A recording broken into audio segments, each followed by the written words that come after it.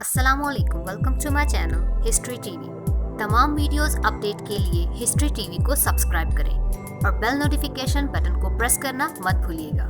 Corona की वबा पूरी ताकत के साथ हमला आवर है और दुनिया भर के लॉकडाउन का सबब बनी हुई है। अब तक 30 लाख से ज़ायद अफराद इस वबा का शिकार हो चुके हैं। ये वायरस लगभग 2.25 लाख अफराद को मौत की नींद सुला चुका है। पाकिस्तान में 14,000 से ज़ायद कोरोना केसेस रिपोर्ट हो चुके हैं और मरने वालों की तादाद भी 300 से ज़्यादा हो चुकी है। खुदा जाने इस वबा से कब निजात मिलेगी। दुनिया भर के माहिरीन रिसर्च कर रहे हैं। माहिरीन के मुताबिक पाकिस्तान में इस वबा की शिद्दत का मरहला शुरू हो चुका है, जो जून के पहले हफ्ते तक बरकरार रहेगा। फिर इसकी शिद्दत कम होना शुरू हो जाएगी। Singapore university of technology and design SUTD ने आर्टिफिशियल इंटेलिजेंस डेटा के तज्जिए से दुनिया भर के ममालिक में कोरोना वायरस की वबा के खात्मे के हवाले से पेशगोई की है। यूनिवर्सिटी का कहना है कि पाकिस्तान में इस वबा पर 8 जून तक 97% काबू पा लिया जाएगा। डेटा के मुताबिक पाकिस्तान में इस वबा पर 23 जून तक 99% और 1 सितंबर तक 100% काबू पाया जा सकता है। यूनिवर्सिटी अपनी इस पेशगोई को रोज़ाना नए हासिल शुदा डेटा के बुनियाद पर अपडेट करती है। ये तहकीक सिर्फ तालीमी और तहकीकी मकासद के लिए है, जिसमें गलती का इम्कान मौजूद है। यूनिवर्सिटी के मुताबिक आलमी सतह पर इस वबा पर 29 मई तक 97% काबू पाया जा सकता है। ये शरह 17 जून तक 99% और 9 दिसंबर को 100% तक पहुंच जाएगी। इस वबा से सबसे ज़्यादा मुतासरा मुल्क अमेरिका में 11 मई तक 97% काबू पाया जा सकता है, जबकि 100% कंट्रोल 27 अगस्त तक ही मुमकिन होगा। यूनिवर्सिटी की पेशगोई के मुताबिक इटली में 7 मई, सऊदी अरब में 21 मई, मुत्तहिदा अरब अमारात में 11 मई, तुर्की में 16 मई, बरतानिया में 15 मई, स्पेन में 3 मई, जर्मनी में 2 मई, फ्रांस में 5 मई, जापान में 18 मई, ईरान में 19 मई, इंडोनेशिया में 6 जून, मलेशिया में 6 मई, सिंगापुर में 4 जून और भारत में 21 मई तक इस वबा पर 97% तक कंट्रोल किया जा सकता है। सिंगापुर की university of technology and design और तिबी माहिरीन के मुताबिक पाकिस्तान में कोरोना वायरस के हवाले से मई को बहुत अहम करार दिया है, जिसमें एहतियाती तदाबीर पर अमल न करने से केसेस की तादाद में खौफनाक हद तक इजाफा होने का भी खदशा जाहिर किया गया है। पाकिस्तान का शुमार तीसरी दुनिया के तरक्की पजीर ममालिक में होता है, जिसकी मईशत पहले ही शदीद वबा का शिकार चली आ रही थी, जिसकी रही सही कसर लॉकडाउन ने पूरी कर दी। मुल्क की आबादी का एक बड़ा हिस्सा गुर्बत से नीचे ज़िंदगी बसर कर रहा था। यही वो तबका है जिन पर कोरोना कोहराम बनकर टूटा।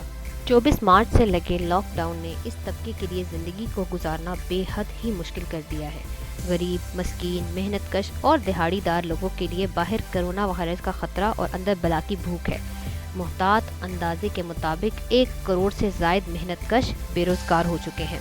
इनमें से 90% अफरादी कुव्वत गैर सरकारी या गैर रस्मी शोबे से वाबस्ता हैं, जिनका कोई रिकॉर्ड महकमा लेबर के पास भी नहीं है। ये वो तबका है जिसका चूल्हा लॉकडाउन ने ठंडा कर दिया है। बेशुमार ऐसे सफ़ेद पोश हैं जिनके पास माह रमज़ान में सहर और अफ्तार के लिए राशन तक मौजूद नहीं है। मेहनतकश बाप जब अपने फाकाकश बच्चों के मुंह की तरफ देखता होगा तो जीते जी मर जाता होगा। ऐसी सूरत हाल से मजबूर होकर लोग खुदकुशियों का रास्ता इख्तियार ना करें तो क्या करें। ये सूरत हाल सिर्फ हुकूमत के लिए परेशानी का बायस नहीं, बल्कि मुआशरे के हर शहरी के लिए इज़्तिराब का सबब बन चुकी है। हुकूमतें जैसे तैसे लोगों को रिलीफ देने के लिए कोशा हैं। इनकी कारकर्दगी पर बाद में बात कर लेंगे, क्योंकि ये वक्त एक दूसरे पर तनकीद का नहीं बल्कि मवाखात का वक्त है। लोगों को कोरोना के बाद भूख से बचाना सबसे बड़ा चैलेंज है। इस चैलेंज में तन्हा हुकूमत कुछ भी नहीं कर सकती। लाखों करोड़ों लोगों को खाना खिलाना हुकूमत के बस की बात नहीं, और ना ही हुकूमत इतनी बड़ी तादाद को रोज़ाना की बुनियाद पर राशन मुहैया कर सकती है। पाकिस्तान तो एक गरीब मुल्क है। ये काम तो तरक्की याफ्ता ममालिक भी सरंजाम नहीं दे पा रहे। इस बहरानी सूरत हाल का मुकाबला करने के लिए वफाकी और सूबाई हुकूमतें अपनी अपनी जगह कोशा हैं। एहसास प्रोग्राम के जरिए मुस्तहिक खानदानों को 12,000 माहाना देने का सिलसिला भी शुरू किया है। सियासी, दीनी और समाजी तंजीमें भी लोगों को भूख से बचाने के लिए कोशा हैं, लेकिन ये काम हमारी सोच से कहीं ज़्यादा बढ़कर है। शायद इतना कुछ सब तक पहुंचाना आसान नहीं है। इसके लिए अखुवत के सरबराह डॉक्टर अमजद साकिब ने एक हल पेश किया है और इसको उन्होंने हमसाया से मवाखात का नाम दिया है। इनका कहना है कि इस बहरानी सूरत हाल में वाहिद हल मवाखात के अलावा कोई और नहीं है। ایک شخص یا ایک خاندان کو اپنا سمجھ لیں، یہ کوئی مشکل کام بھی نہیں ہے۔ اگر ہر روز رات کو سونے سے پہلے ہم یقینی بنا لیں کہ ہمارے دائیں بائیں آس پاس رہنے والا ہمسایہ بھوکا نہیں سو رہا، تو یقینی طور پر کوئی شخص بھوکا نہیں سوئے گا اور نہ ہی کسی پر خودکشی کی نوبت آئے گی۔ یہ بات ہمیں اچھی طرح جان لینی چاہیے کہ ہم مدینہ کی ریاست میں نہیں رہتے، جہاں امیر المومنین راتوں کو اٹھ اٹھ کر رعایا کی خبر گیری کیا کرتے تھے۔ اگر کہیں کوئی ایسا خاندان مل بھی جاتا جس کے پاس کھانے کے لیے راشن نہ ہوتا، تو اپنی کمر پر بوری لاد کر ان تک پہنچا دیا کرتے تھے اور التجا کرتے تھے کہ میری شکایت اللہ سے مت کرنا۔ کاش ہمارا ملک مدینہ طرز کی ریاست بنے اور ہمیں بھی خوف خدا رکھنے والے حکمران میسر آئیں۔